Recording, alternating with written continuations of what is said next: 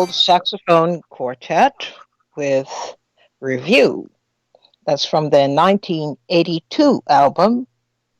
Sorry, it is the song is titled I Heard That. The album is titled Review, with Julius Hemphill on alto and soprano sax and flute, Oliver Lake on alto and soprano sax, Hamlet Blewett on baritone and alto clarinet, and David Murray on tenor sax and bass clarinet. This is Leid Stories. I'm Utrice Leid. And you have no idea how happy I am to be with you today. I almost grew fins in the last couple of days because we've had this storm that just wouldn't go away. It zigged and it zagged and it went north and it went sideways and then it went west and then it came back south and it's threatening to come back south again. So just when you thought that everything was calm and nice, we have the privilege of preparing once again for a visit from Hurricane Dorian. But you know, we escaped the brunt of this hurricane. We really did. It started out being very scary, though, seeing people boarding up their windows and so forth, and trying to prevent glass from flying if the hurricane should pick up speed. But it did pick up speed, and just the same, because people had enough advance warning. They listened to the instructions that we got, which was to stay put someplace, make sure it's safe and secure, and do your best not to lose your mind. Those were the official instructions, and most people followed through, which was why, in my area at least, although there was lots of rain and thunder and lightning and so forth, we didn't really have it really bad. Other places did, and even so, they have mostly to contend with water, accumulated water, and wind. But we did not have a high death rate, and we did not have serious accidents. And for all this, we must be grateful, because in the middle of all of this, we have to be thankful that we really didn't get a beating, not like they did in the Bahamas, where the winds were just atrociously attacking all the islands of the Bahamas, really, and the storm is not finished with them. So it is a great thing to have come through it, to have suffered not any kind of losses that many people have suffered, and to be in reasonably good shape. Although not mentally. Nobody I know would would agree that mentally I'm in good shape. But we have come through it and are hoping that this storm does not continue to misbehave and bend back toward us to give us another lashing. It's at times like this you become a little bit introspective, and in the moment it occurs to you how fleeting life could be, and what people, many places over the world, literally are dealing with, which is facing the possibility of the ending of their lives due to some cause of nature, and sometimes acts of war. But you get to understand, and you get the time to take a quick appraisal of things, and you realize that of all the things that you could possibly lose in your life and would hate to lose, on the top of the list is your life. You don't want to lose that. And you're grateful whether you have an aching foot or you have a broken arm or whatever it is. You realize that you can cope with that because deep inside you is a sense of hope. You don't lose hope, and you try never to lose hope. And then you read about what other people are dealing with, real life and death issues. And you hope, A, that you're not going to be there in that situation. And you commiserate with them, that they come through their travails and troubles as whole as possible. Well, so now that we're back, again, this is provided that the storm doesn't again misbehave. Most of the meteorologists who have been covering the storm and its impact are all saying the same thing. They've never seen a storm, a hurricane actually, misbehave like this one. It has been misbehaving. A lot of their predictions have gone to hell. The storm is not taking care of that, not heeding from the meteorologists where it ought to go. It's going wherever it wants to go.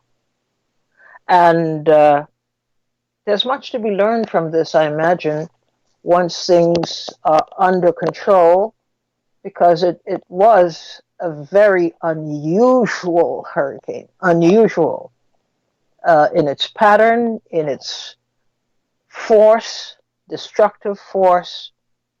And as things go, I'm not saying that deaths are to be expected, but as things go, I think we pulled through in pretty good shape. Not a high death rate, but we did have deaths, and there are people still unaccounted for. But I'm hoping that we can pull back together, and most people will have an end or see an end to their suffering. Okay, so what can we talk about today? Oh, and let me just say this one thing. What was particularly notable, and I think it's the case wherever you have major natural disasters and tragedies, in every case, the authorities reached out to the communities and did a splendid job of getting everybody as prepared as possible and doing a great job to make everybody safety minded. I tell you, I had never seen something like it, where people were deployed. It was clear that they were prepared to do that job of getting people not to freak out, but to settle into the situation and to prepare for it.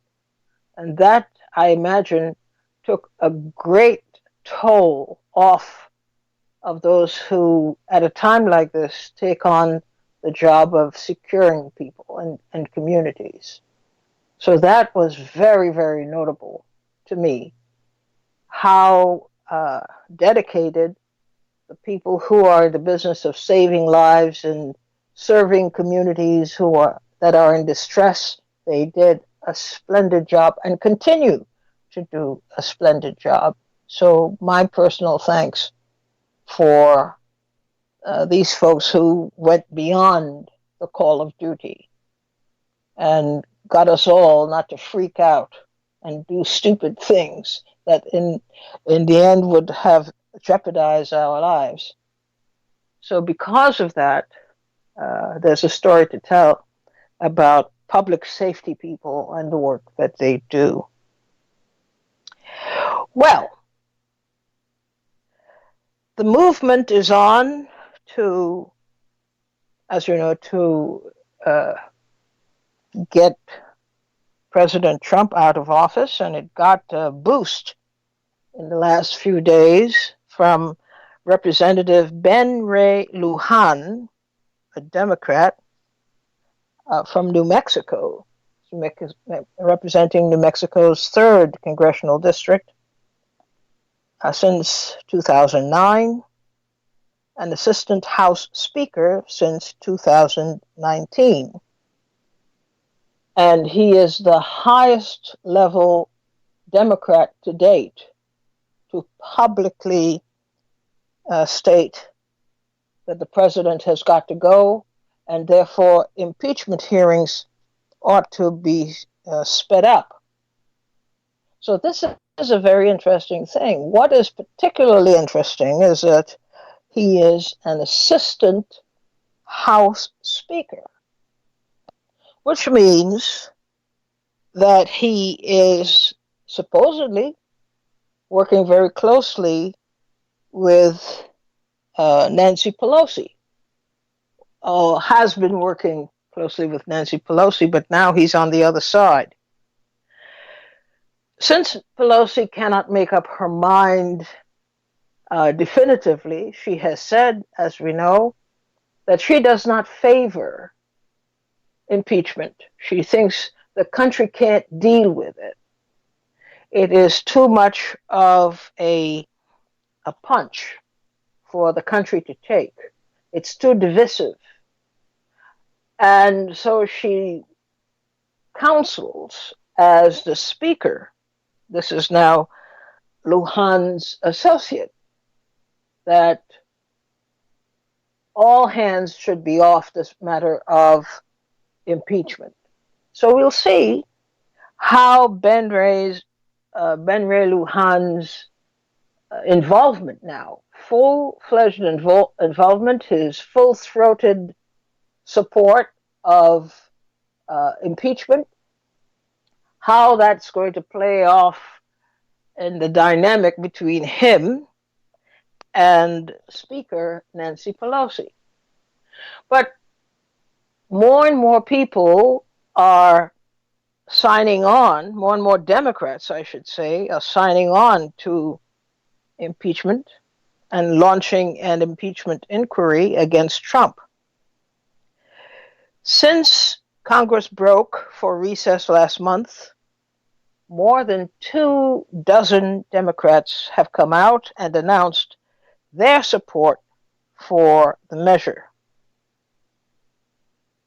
So now the other part of it is, if it looks like they will meet their goal in order to get the majority vote, when will impeachment actually start, and what will be formally the grounds for impeachment? Some people are saying that Trump is committing more infractions than the capacity of any impeachment committee to keep up with finding causes for which he should be impeached. It says something about where we're going. And it is unusual that we started off, there was a push uphill for this, and it looked there for quite a while that they just wouldn't make it. But I think Trump's conduct and behavior and decisions that he has made, they're all so egregious that somebody has to do something. And I could, you look back and you say, well, if ordinary people spotted this years ago, literally from the moment he came into office, you had grounds for impeachment almost right away. because this president has just decided the United States is his personal property. He can do whatever he wants, and he's quite absolutist about it. Not only can he do what he wants, he will do what he wants. He has no concern as to whether the things that he has done and continues to do are illegal or unconstitutional. He doesn't care about that. So I don't know whether this would accelerate the impeachment process for the Democrats, but I can't see why it would. Why it would impede their progress on this matter. They ought now to move with all due deliberate speed because the president has become even more out of control, if you could imagine that. And it is now outside the borders of the United States. In the global community, he's an embarrassment. He has fractured just about every uh, uh, deal, every pact that the country had negotiated with allies. He just uh, wreaked havoc with that. Not only is Trump, I think, an embarrassment to the country as a president, but his entire administration. So we are stuck as, quote, the people, unquote. We have to tolerate this, or at least we are made to understand that we have to tolerate this. The process is very slow, and don't be surprised if by the time it is decided that the articles of impeachment should go through, that Trump is either out of office or close to being out of office. The House of Representatives Judiciary Committee is preparing to hold hearings and request testimony from people involved in the 2016 payments to adult film star. They used to call them porn stars, but adult film is a much nicer term. Stormy Daniels and ex-Playboy model Karen McDougal as soon as October, the Washington Post is reporting. You may recall that Trump's former personal lawyer, Michael Cohen, pleaded guilty last year to charges that the payoffs he had made in behalf of Trump amounted to illegal campaign contributions. Trump, on the other hand, says he never directed Cohen to do anything illegal. Yet another embarrassing black eye for the entire country. But this time I think there will be resolution because the country simply cannot tolerate the rate of these transgressions, let alone the depth and gravity of the transgressions. We're seeing that Representative Ilhan Omar is once again in the middle of a political storm. And this time it has to do with her own private / public decisions that people are very uncomfortable with. The question is being raised about whether she knew that she was, in fact, involved in a domestic situation. I don't see how she can't claim that she didn't know, in which one of her advisors is a man that she allegedly is romantically involved in, which is one issue. The second issue is that this same man has been paid by her campaign in excess of $200,000 for his services, allegedly to her campaign. The charge, actually, the official charge, has been made by the man's wife, who filed her claim in newspapers. I mean, the courts, and it appeared in newspapers. So it's quite a public issue. The diplomatic problem here is that Ilhan Omar this is not the first time that she's been embroiled in a scandal. But number two is that it raises the question of how it is that nobody else knew, and was it brought to the attention of the authorities. There are all kinds of rules in Congress, including moral turpitude and all other kinds of things. But don't worry about the moral turpitude, because almost all of Congress would be behind bars. But I asked the question, what is it that Congresswoman Omar continues to place herself at the nexus of very unpleasant things that compromise, in my view, her ability to do her job? But she does it, and she has been doing this for quite some time. You may recall that my comments about Congresswoman Ilhan Omar were that she should do one important thing, and just lay low, keep your mouth shut, and learn the complexities of your job, and use your opportunity, your political opportunity, wisely.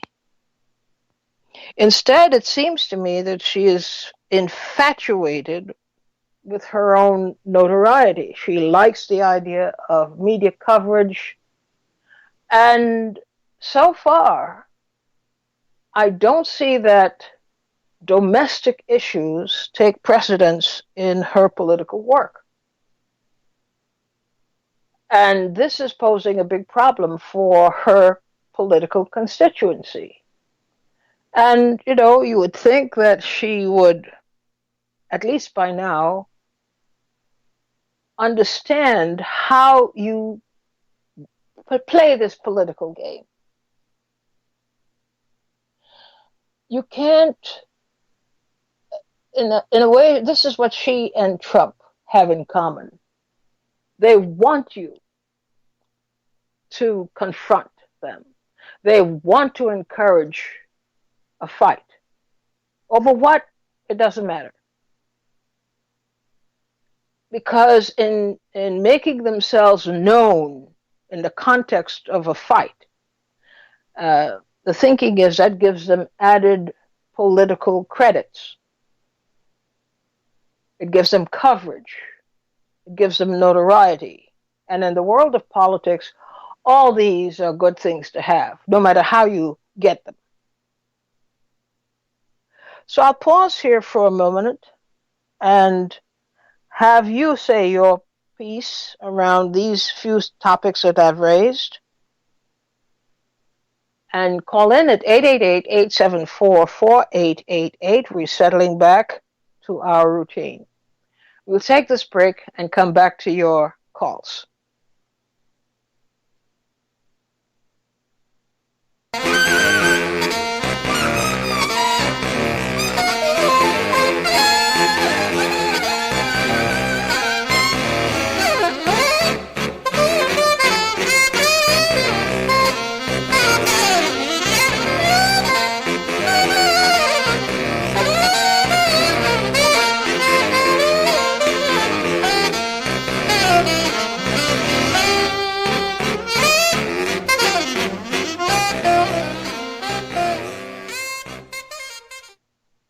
listening to Leid Stories on PRN.FM. I'm Utrice Leid, and we picked a couple of subjects so far because I don't want the deck to get too cluttered before we can wipe it clean and move on to the next set of issues. 888-874-4888 is the number to call. What are you thinking out there? Let's see. You're free to comment, and I'd like to hear what you're thinking. I'm just getting back to a normal life, and that means that I have to get my brain kind of back in gear. Some people would say that that's an impossibility. It is not possible to get my brain back in gear, but I do believe that I can. 888-874-4888. By the way, if you have something related to these issues, they also qualify. You can talk about them as well. I'm trying to find out why I lost my place, and I can't seem to find my page. Hold on while I get my space back at 888-874-4888. Anything that you want to contribute? This is the time. Let's see. Okay, I'm back on my page here now. And I can see it. Okay. So yes, I'm thinking that this issue of moving on the impeachment of Donald Trump needs to pick up speed. And one way or the other, it ought to be resolved and quickly, because this is crazy how this country is being run with this president. I mean, not to pat myself on the back, and I'm not the only one, but very early on, very, very early on, in the same month that he took office, there was enough there to bother people about his conduct, about how he was probably going to be running his administration, to cause great concern. But they let things go and go and go, and now we have a renegade president. Bill from Brooklyn, what are you thinking? Good afternoon, Utrice, and to the Utrice Leid's family. Actually, today I'm actually good afternoon. Actually, I'm calling from the middle of the swamp in Washington, D.C. It's a beautiful day here before the storm. And I tell you, being within eyesight of 1600 Pennsylvania Avenue, it's all I can do to just contain myself. But I'm happy that there seems to be some momentum, as you've mentioned, with some of the more senior members of the House moving forward in the direction of impeachment of Donald Trump. So hopefully this will build steam. Each and every day, the man gets more and more unhinged. And as you said, he's an embarrassment to the world, to the nation. I mean, leaders of the world, I would love to be a fly on the wall in some of their meetings to hear what they really, really think. We had one example of that with, I think, the former ambassador from the UK. So yes, let's hope that things really get on a fast track with getting this fellow out of office.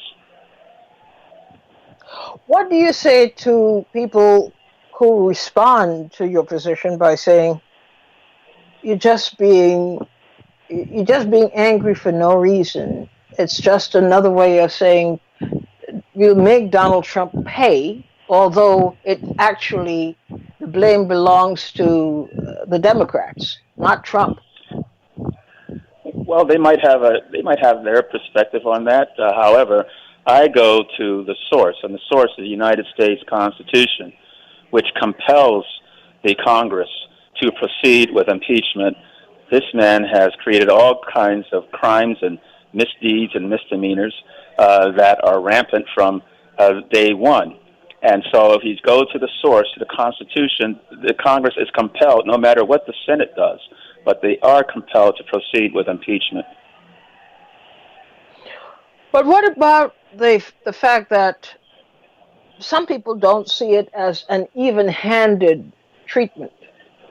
That there are things that other presidents, most notably Democratic presidents, had done, and they didn't come close to the kind of acrimony that Trump is getting.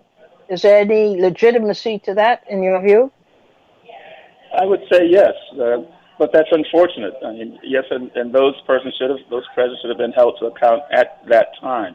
We are in 2019 now, and confronted going into the third year of a president that has rampantly and flagrantly violating every statute, every tenet of the law in terms of his responsibilities to protect and defend this nation, and that means all of its laws. And so they may say, well, Clinton did this and Obama did that and so forth. But and they might have valid arguments. And yes, indeed, there were some things that those individuals perhaps should have been brought up on. But we're dealing with, September 3rd, 2019, and with a man that has countless violations that would, they're innumerable. And given the gravity of that and the severe damage that it's done to the nation and to the economy, I mean, we're on the verge of a recession, and all these trade wars that are going on that are harming even his base. So I would say that we must proceed post haste in a true, deliberate exercise of the impeachment proceedings. But it's happening also at a time just preceding a general election. So politics is right at the top of the list of things that we would hear about all this time between now Sure. and the election. It's all about political decisions being made everywhere. Is this one of those political decisions? Do you really believe, as Nancy Pelosi does, that it is too costly a price to pay at this time? There is indeed a risk, and however, it's worth it if we are to stand by, again, the Constitution requires what it demands. And so there will be other times that we may be confronted with these challenges, and there will be political costs. But I say let the chips fall where they may, and let's proceed with all with all alacrity to what is required, under the Constitution, under the law. Okay, you made your case, Bill. I happen Thank you. to agree with you. Well, thank you. Take care. Take care. 888-874-4888. How does the issue of politics interplay with the political scene? And is it a fair thing to say, because all our political hackles are up, we're more sensitive to political things at this time, in this period leading up to the election, than at any other? Is this a kind of incentive that we're being served to agree to uh, basically take the president out of a next possible cycle as president of the United States? What do you think? So you have to look at it from all these different angles. And if you make a good case, you make a good case. I think Bill made a very good case, but we also have to look at where the weak spots, even in this strongly felt opinion that many have. I share it. Whether there's a weak spot that we're not seeing, or whether we are deliberately overlooking it so that counter charges would not be made for any candidate, any Democratic candidate who surfaces as a possible leader. What do you think? You think that's possible? Or is it, look, we're in a bind, we have to solve it and solve it fast? time is running out. We didn't take care of this business before in the same way that Democratic candidates who should have been impeached, we didn't take care of that business either. We let them off the hook.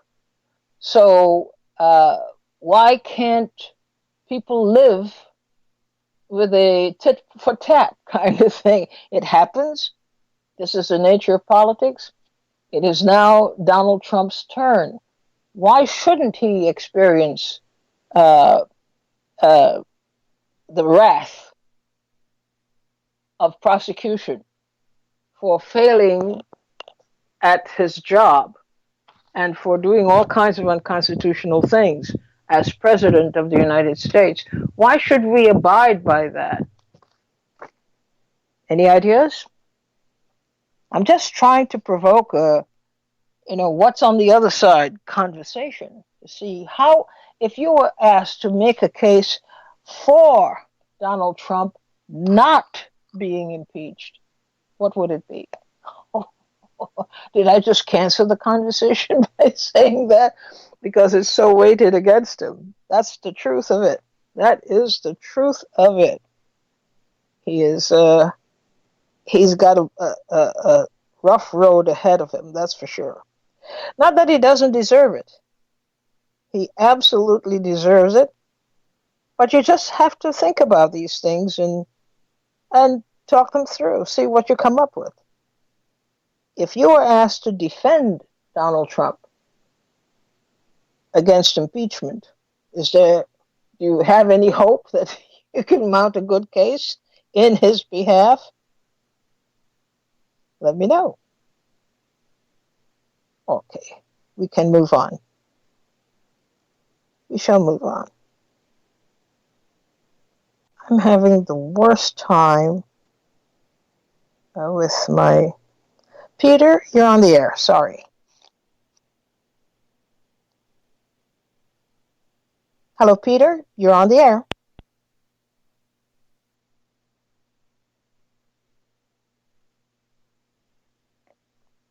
Well, he just took off. Okay, I'll give a little bit more time in case people want to comment at 888-874-4888. Now is the time to do so. What are you thinking about this issue of the impeachment process looking like it's picking up speed, just like the storm that we just came out of?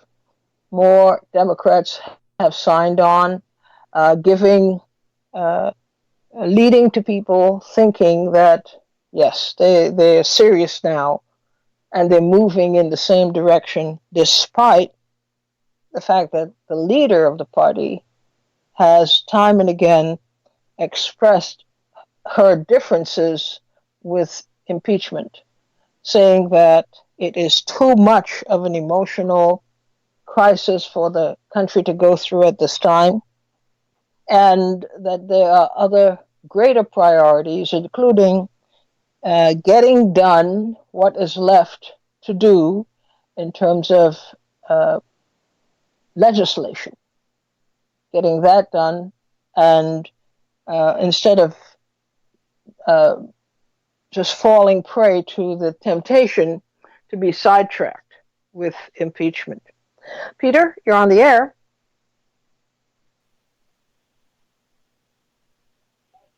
Okay. Peter, you are on the air.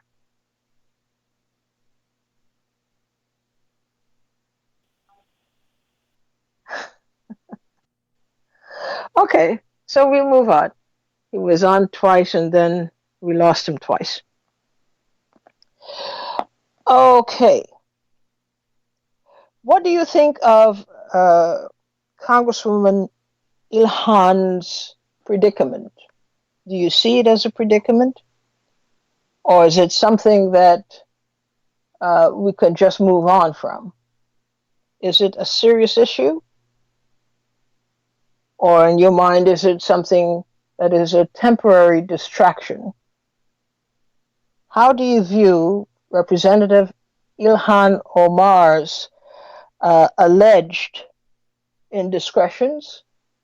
Is it a political issue or is it a personal problem? And how should it be treated with regard to the so-called rules of Congress that she allegedly is to be accountable for? Is it just a thing about Ilhan Omar that she's one of those people, you either like her or you can't stand her? Is it one of those?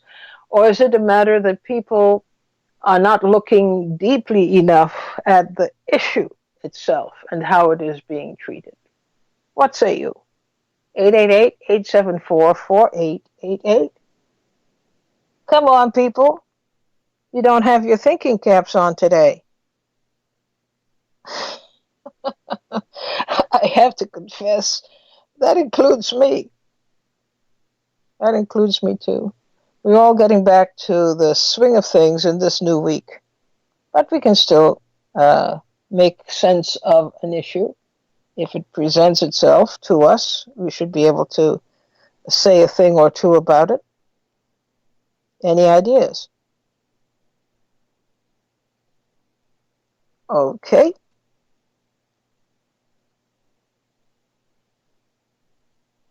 So the Washington Post reported over the weekend that congressional Democrats plan to investigate Trump's alleged hush money payments to women who said they had affairs with him.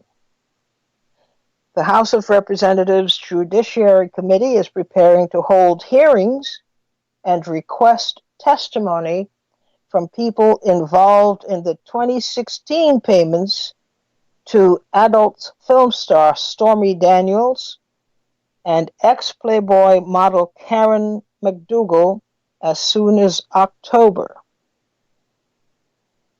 Trump's personal lawyer, as you recall, Michael Cohen, had pleaded guilty last year to charges that the payoffs amounted to illegal campaign contributions. Trump says he never directed Cohen to do anything illegal. What's your position? Should Trump be investigated for making these payments to these women? And should the Judiciary Committee call an official investigation into the matter? This, of course, will take Trump down if they handle it in a particular way.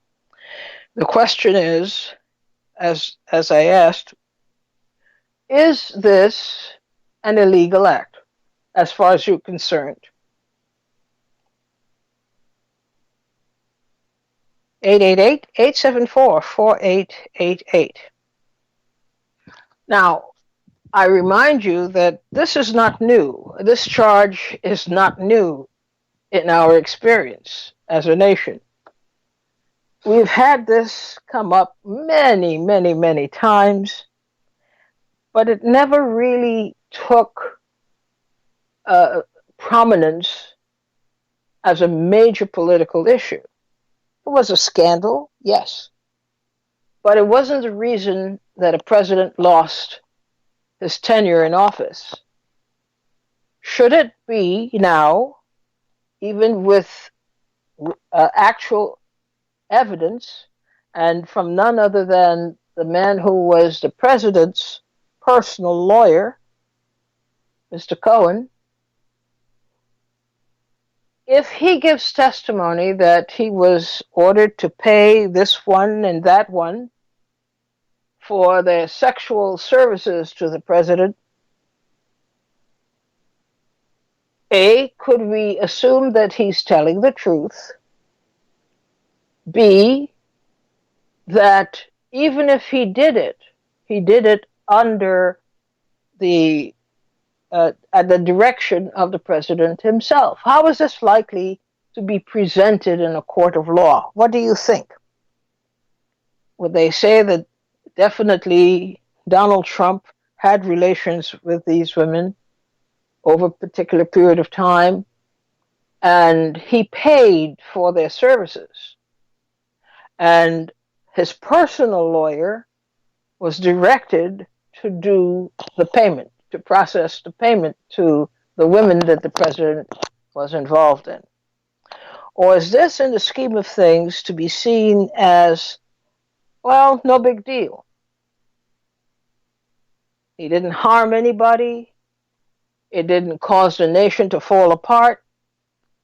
So consider it a kind of a man thing and move on. What do you think? Do you think the public is ready to accept that even if President Trump did these things and that he ordered his attorney to cut checks to these women, and they have the checks that had been cashed, is it a big deal in the scheme of things? So big that Trump should face charges separate from the other charges that we raised that should cause an impeachment of the president. Does this, in your view, rise to the level of prosecution of the president for soliciting sex or for lying when asked about whether he paid these people, or for engineering his personal lawyer to transact these terms of business in his behalf? What should happen to the president? And what should happen here? Should the president appear in a court of law to defend himself against these charges? 888-874-4888. My gosh, you guys are making me work so hard today. Have a little mercy on me. I've been through some strange winds and rain. I deserve a little compassion. Let's hear what you think. This is the time to say it. Should the president be prosecuted for this crime? That's the question I put to you. Should he be prosecuted for this crime, alleged crime? Because the only person making that assertion so far officially is his former personal lawyer, who is in jail right now. And he is saying these things. He's making these charges, backing up the stories of the women themselves. But does that mean that that's the truth? How do you prove that this was true without having a trial? And what would be the charge of the trial? Is this going to be your basic solicitation of sex? Is this going to be about the money? How do you prosecute this case? What do you see? 888-874-4888. You're making me work way too hard today. Normally everybody's all perky and ready to pick up.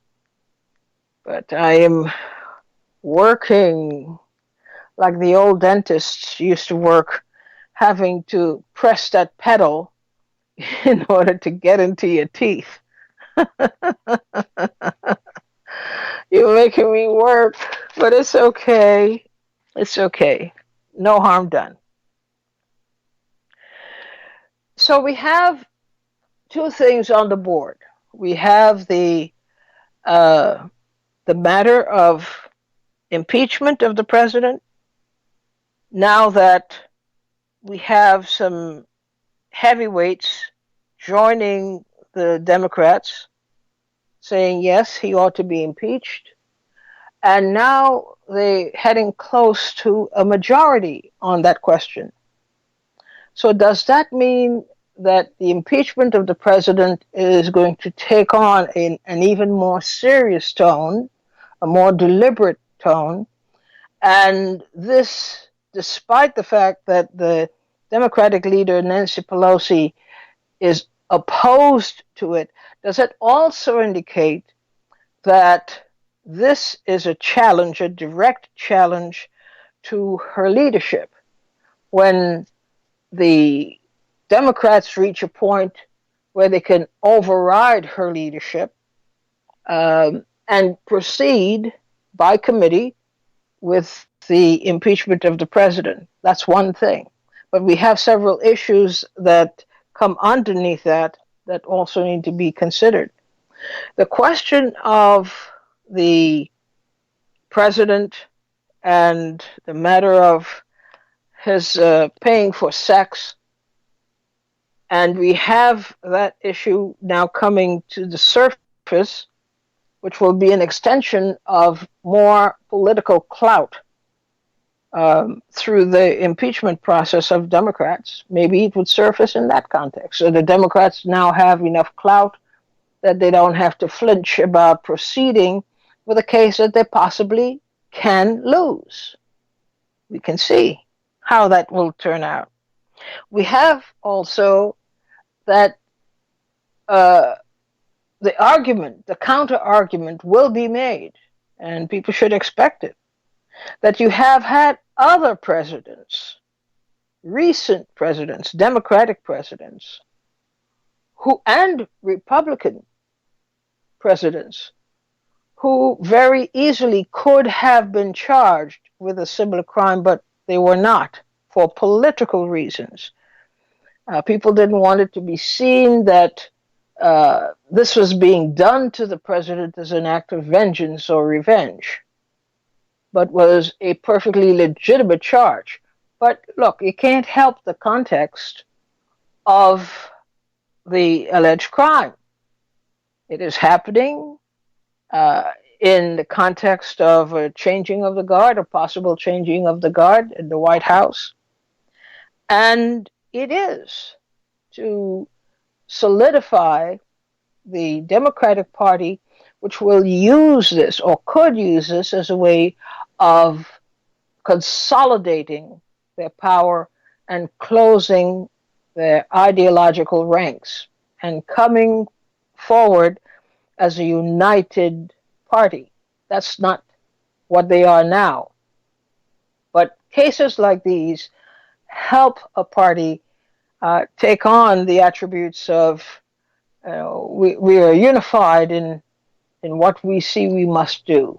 And therefore, they have a new energy to pursue these kinds of crimes, because it would be a win for the party. It certainly would be a win against a very unpopular president. And it could be the place where the party begins to reassert itself in the political arena. All righty. So we don't have any takers. Well, today was a disappointing day, but I'm not really disappointed. I know some people I'm kind of tired out by the weekend, and maybe you are too. So much understanding all around. So we'll end the program here today, and stay tuned for more good radio. I'm still insisting that this is good radio, but sometimes it's like this. Sometimes people are just not in the mood to talk about these things. So I have a bunch of other things that we can talk about. Maybe we'll try some of those tomorrow. Thanks for listening. Thanks for contributing. And we'll see each other tomorrow. Bye-bye.